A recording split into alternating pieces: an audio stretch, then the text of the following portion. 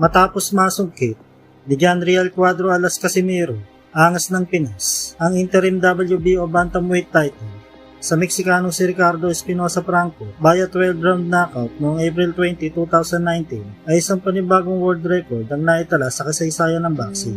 Nang tanghalin ito, bilang ika-4 na Pinoy na nanalo ng 3 titulo sa 3 magkakaibang dibisyon.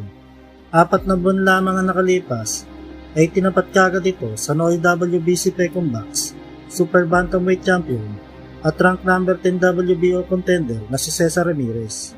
Isa ding Meksikano na nooy may record na 18 wins, 11 knockouts at may 3 talo. Bagamat may ilang talo itong si Ramirez, ay walang fighter ang dapat magkumpiyansa kapag nakaharap ang boksingerong ito, sapagkat may kabigatan din ang kamao nito.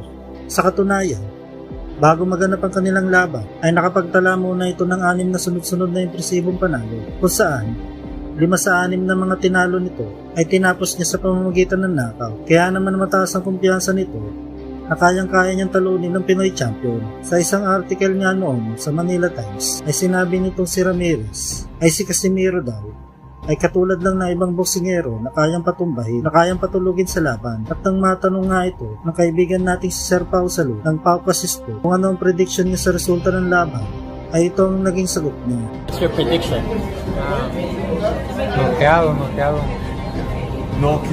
Knockout.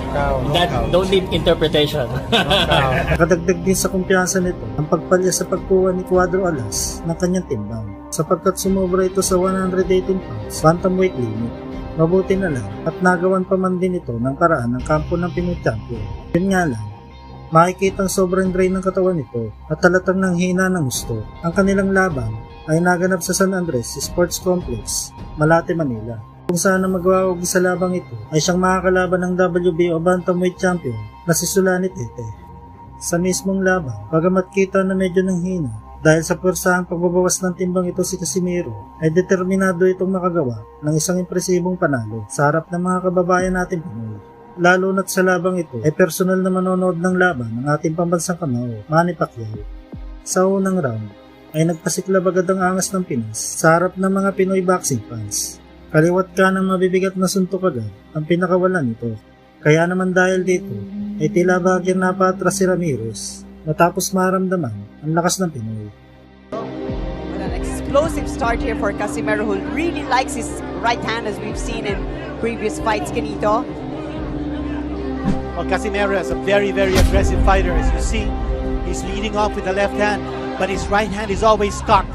That's the big punch that he wants to unload. That right hand, it can be either a right straight or a right hook or a right cross. You can see Ramirez, they're using his height advantage there with a jab early on. But Casimiro wanting to let his power be known early, it seems like.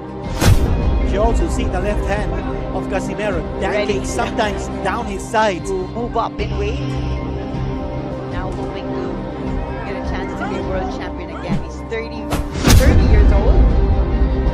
Just trying to be more aggressive now, Benito, but still missing.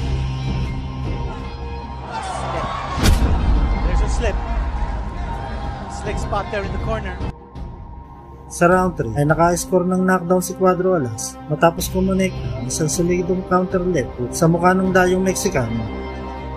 He's measuring his opponent. He's moving in, but he's got to be careful. Ramirez looking to counter. He's looking to counter. He knows that Casimiro is going to come in. So when he does, he's going to be prepared to throw that right. For Casimiro, once he comes charging in, it can't just be one shot. It just can't be the right hand. That time a nice left hand. That was a Beautiful knockdown. left That's hand. a knockdown. Beautiful left hand. Nice counter there. Perfectly timed. And Ramirez says, you know, sometimes when you get hit in a certain... Ngunit imbis na manghina itong si Ramirez dahil sa tinimong pinsala sa pagkaka-knockdown ay tila mas lalo pa itong nag-iinit sa laban. Pinakita nito ang dugo ng pagiging Mexican fighter. Nakipagsabayan ito kay Cuadro Alas, kaya naman bahagya itong nakabawi sa mga sumunod na rounds. Full variation from the Filipino, Casimiro. Casimiro focused and... Fighters seem to be just whoever is able to throw more punches here towards the end can get this round. coasted in round number 4. Now in round number 5, there's a slip. There's a slip. Oh, they call a knockdown. And They call a knockdown. Ramirez is not happy with that call. Oh, they call a But he knockdown. takes it. That's a big one. That's a big punch. Here, another right. Oh, Oh, what a nice nice, shot. wow, solid right from the Mexican. That got Casimero's attention. Yeah. This is getting interesting, Tanito.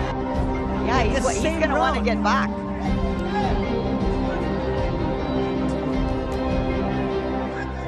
There he is, throwing his left and right.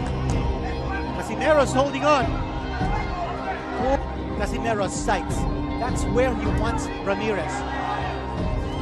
Needs some distance. A nice shot to the body by Casimero that time. See, when there's distance, Ramirez is able to use the reach to tag Casimero. So Casimero has to come closer Throws it in. to Ramirez, put his head on Ramirez's chest and wail away. Nice shot to the body there by Casimero from a short distance. Ramirez answers. Not much sting in his punch, though. See a little bit of blood coming out of the nose of Ramirez. Oh, nice and shot. that was a big right Ramirez. from Ramirez. That time Oh, he had his another distance. right.